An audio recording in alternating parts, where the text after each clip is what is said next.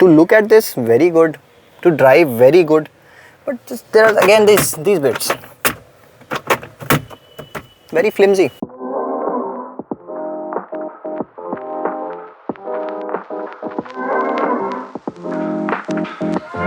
So the Scorpio N is not your regular Scorpio anymore.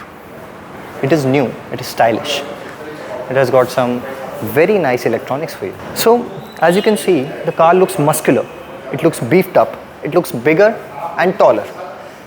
For reference, I'm 5'10" and the roof line is quite higher. So I'll have to literally get up to see anything. The roof rail seemed functional. And the overall profile of the car is very nice. Car has got a projector LED headlamp setup with the DRLs right here next to your fog lamp. If looked at from the side, the car has become a little stretched and this body line slightly goes upwards in the back with the signature roof line slightly going up like in the previous generation, keeping that same element which the Scorpio is known for and loved for. Like the fog lamps, there is a very beautiful chrome treatment that runs all around the quarter panel glass, and it gives the same, it basically carries the whole design ideology in the back of the car as well. Adrenox badging, and as rightly taken from the previous generation or from the XUV, not as chunky as it was launched in the XUV. Huge window panels will never let you feel claustrophobic even in this last row. These taillights remind you of something? Yes, it reminds me of the Volvo. गाड़ी का अगर rear profile देखें तो पहले के मुकाबले काफ़ी premium, wider and taller feel होता है। गाड़ी में अब new Scorpio N badging along with new Mahindra logo and chrome treatment on the door handle for styling. गाड़ी के tail lamps first generation Scorpio की तरह पिलर्स पर भी एक्सटेंड होते हैं। साथ में गाड़ी में एक rear spoiler, high mounted stop lamp भी है। Now let's check out the interiors of the car. I know you all have been waiting for this. My God, this position is commanding. This is even better than the previous generation of Scorpio, and it was pretty. All the Scorpio lovers are gonna love this position because this is one commanding position you are sitting at. You can see everything from here. An auto dimming ORVMs. Mahindra, when will you learn? Or maybe they're saving this for future generations of this car. This is a joke. No space at all. Electrically adjustable seat only for the luxury pack and nobody else.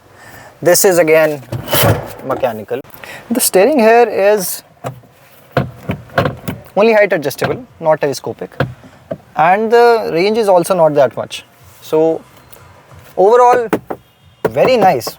For a Scorpio, very well done. For a D segment car, I doubt. The car overall feels very airy, very roomy. So the floor is almost flat. So for 3 people, you can actually fit 3 people here. To look at this, very good. To drive, very good. But just, there are again these bits. Very flimsy. Not good quality at all. The dashboard moves everywhere. And from these places, this kind of rattling noise that comes. गाड़ी के back seat में आते हैं।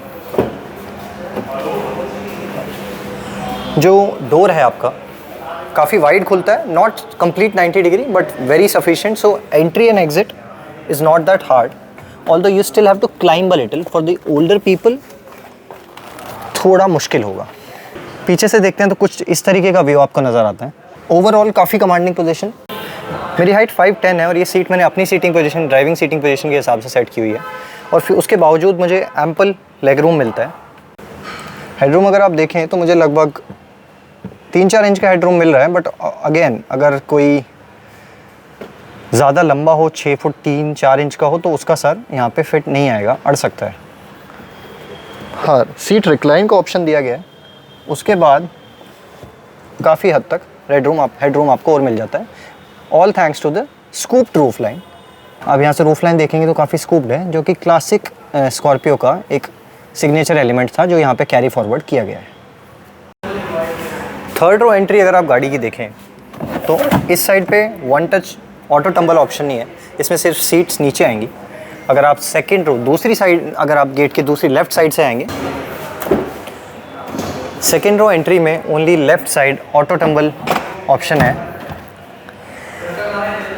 As far as entry की बात की जाए तो it is relatively easy, I would say, it's not that tough.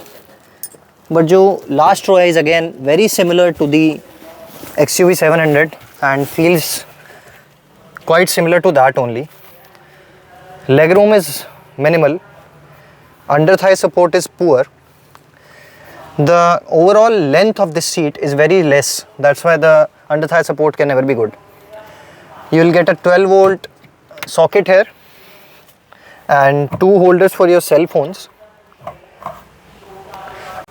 Seat recline का आपके पास कोई ऑप्शन नहीं है। 60-40 स्प्लिट आपको सेकंड रो में मिलेगा, कंप्लीट स्प्लिट इस रो में मिलेगा। Overall not a very nice place to be in. अगर इसको कंप्लीट रिक्लाइन कर दिया जाता है सीट को, तो this is what you gate.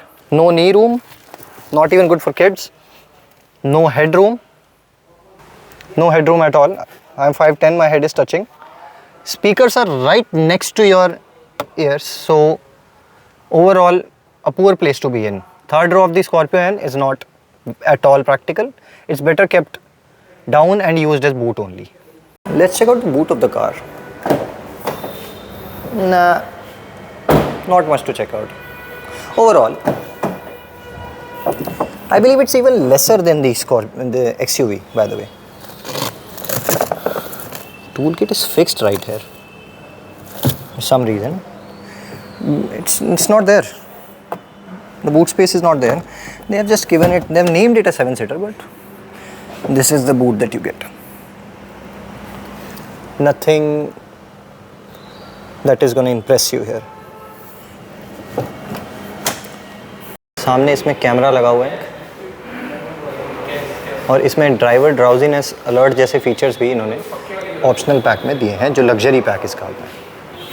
Overall गाड़ी काफ़ी बढ़िया है, काफ़ी मीटी है, काफ़ी बोल्ड है, बट जो बॉडी में, जो स्टील में वेट आप सोचेंगे, जो देख के गाड़ी को फील होता है, उतना वेट नहीं है। अगर आप इसको किसी भी डी सेगमेंट गाड़ी से कंपेयर करेंगे तो ये उससे काफ़ी लाइट फील होगी आपको। गाड़ी का स्क्रीन थोड़ा छोटा फील होता है XUV के सामने, बट अगर आप स्कॉर्पियो स्टैंडर्ड से देखें तो काफ़ी अच्छा है। टच एंड रिस्पॉन्स भी काफ़ी अच्छा है। अभी ये टेस्ट ड्राइव व्हीकल है तो इसमें एड्रेनॉक्स का तो नहीं है अवेलेबल, बट बाकी सारे फीचर्स जो XUV में आप देखते हैं, अगर किसी ने देखा है तो वही सारे फीचर्स इसमें भी अब आपको मिल रहे हैं। अब एक बार इसका म्यूज़िक सिस्टम को सुनते हैं कि कैसा फील आ रहा है।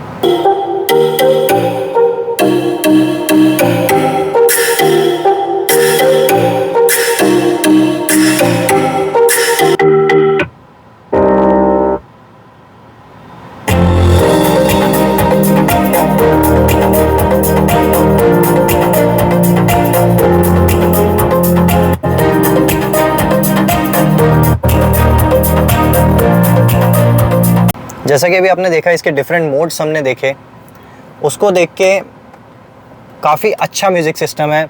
Again if you compare it to the previous generation Scorpio, it will not be the right thing to do, because this is a different.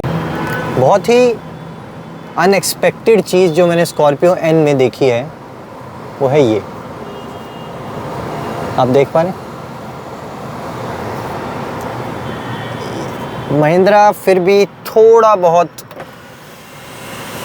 अपना कर ही देता है, कहीं ना कहीं कुछ ना कुछ कमी छोड़ देता है।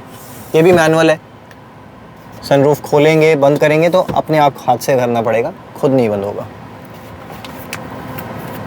इसमें कोई भी किसी भी तरीके का वैनिटी मिरर नहीं है।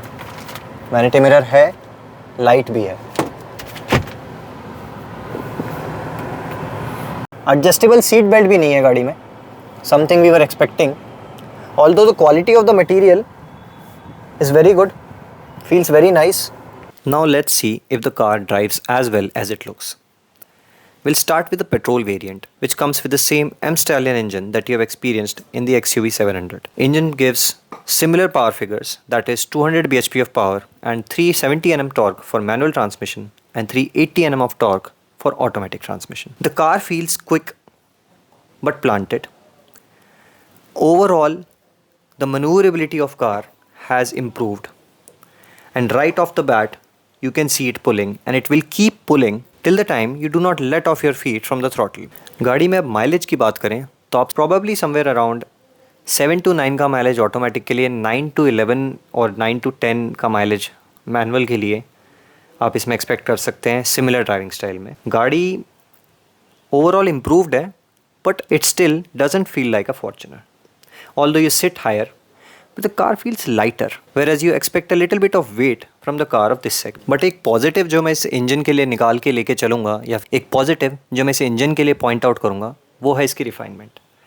The engine is very refined and this car feels as smooth to drive as any luxury car you would want to drive. There is no vibrations in the car, there are no outside noise, the insulation is perfect. The electric steering makes it very easy to maneuver, and this car does not feel as big to drive as it is from the outside.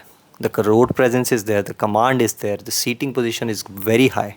So you'll get a nice, very comfortable, very refined, very nice machine. By the way, do you want to know about the latest challans and latest laws related to your car? Do you know what is Motor Vehicles Act? Do you know which sections are relevant for you? Do you want to understand how legal your car is? If you want to know all about that, please help our family to reach the goal of 5,000 subscribers and 50,000 views on this video. Now let us drive the diesel and see if it is any different from the petrol. Now let's get into the diesel variant. The Scorpion gets a 4x4 automatic part-time switchable 4 high and 4 low transfer case. Besides this, it gets different modes to drive like rough road, snow, mud and water, which you can turn on by rotating this knob according to the convenience and the requirement. Before we drive the car, let's check the camera quality.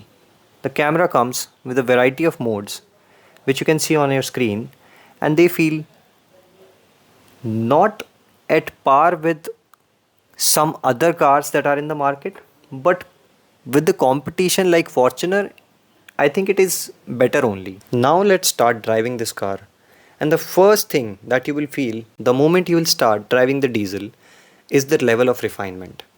It is absolutely phenomenal level of refinement. The diesel car is powered by a 2.2 liter M-Hawk variant, which gives out a power of 172 bhp and 400 Nm of torque for automatic, and 172 bhp and 370 Nm of torque for the manual variant. The car feels very refined without any vibrations. The car has zero vibrations and it is very quick. You will not feel the difference between the petrol and the diesel in terms of power and acceleration. The off-roading capabilities of the Scorpio N has also improved quite a bit as compared to the previous generation of the Scorpio. Sits so high. This car, we are literally looking down upon that Fortuner, which is a rare sight in this segment. So overall, it is a very fun and very nice car to drive.